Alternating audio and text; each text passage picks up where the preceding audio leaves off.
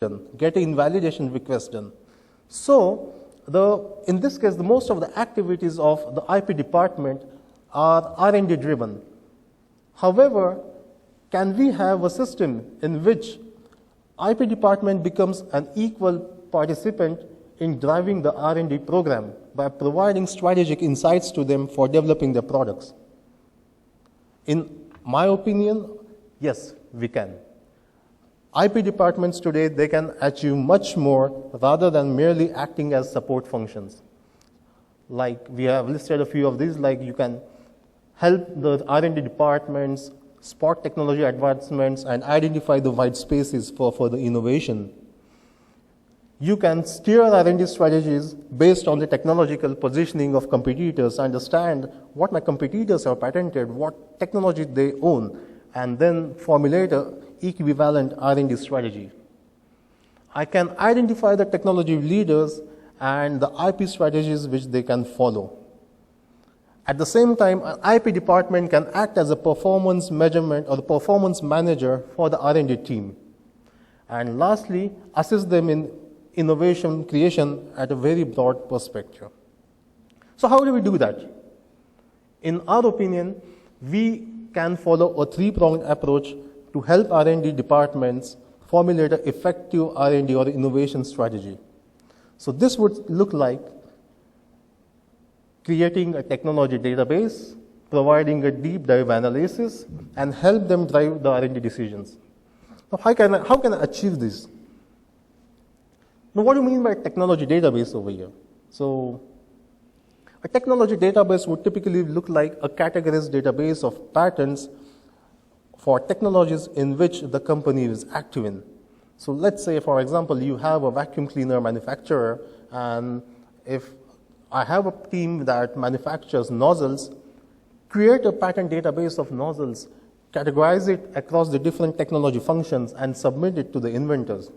So now I have a database which is meaningful and which my inventors, they can simply visit before they begin even any R&D program, and they can filter out the assignees, the competitors they want, study the patents, check what's in there, and most importantly, prevent the mistake of reinventing the wheel over here.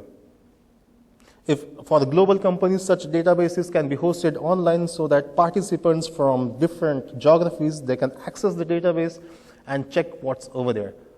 And of course, you can routinely and annually update the database so that you know what exactly your competitors are doing. So the focus should be always on avoiding duplication, checking what's in out there, and then taking the decision. Yes, now here comes the interesting part, the deep dive analysis. Most often than not, I'm sure that many of you would have gone through patent landscape reports. Most of the patent landscape reports, they provide a 360-feet insights like what is the filing trend, what are the top assignees, what is the category distribution, geographic distribution, IPC class distribution. Come on, this is a CEO kind of insights. Do my R&D folks, do my engineers really need these insights, or do they need something more additional? Jump in, go into the details, try to give some qualitative analysis for them in which they can really understand, okay, these are some of the 50 patents. I don't want to look at a picture of 5,000 patents. Probably I want to focus on those 50 patents which might be of interest to me in deciding my R&D program. Complement your search with a secondary research and identify the industry issues. Okay, these are the issues which are being currently faced by, let's say in the case of vacuum cleaner, by the nozzle industry, and probably my R&D program should be designed to target those issues. And get away with the detailed graphs. I want some genuine information which is at the detail level. So the graph which I've shown over here is something which we worked for the polymer company, in which we dived in such details of each patent that we provided them insights of what is the poly dispersion index for the different products by the different companies which actually manufactured that polymer. And these kind of insights really help the client take strategic decisions as to what kind of polymer I should manufacture. So in essence, when we are communicating with engineers, what they are really looking for is what's there in the patents and what technology the patent protects, rather than looking at the top view trends over here. And finally, use these trends to guide the R&D decisions. Yes, this is some important things which inventors come to know. What I am not supposed to invent? Am I deduplicating something? How to deviate from the existing art? As Mr. Beat said, you can always circumvent from what patents are out there. Okay, does it really make sense to circumvent or no?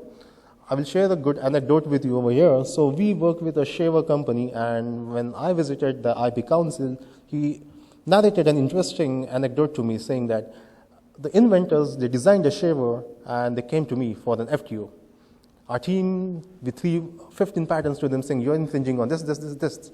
You probably need to redesign your shaver. The inventors went back, they redesigned, they came back.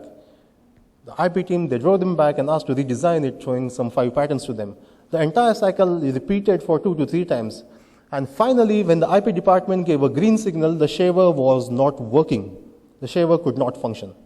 So this should be a very optimal approach over here as to how do you circumvent, at the same time make sure that the invention isn't killed.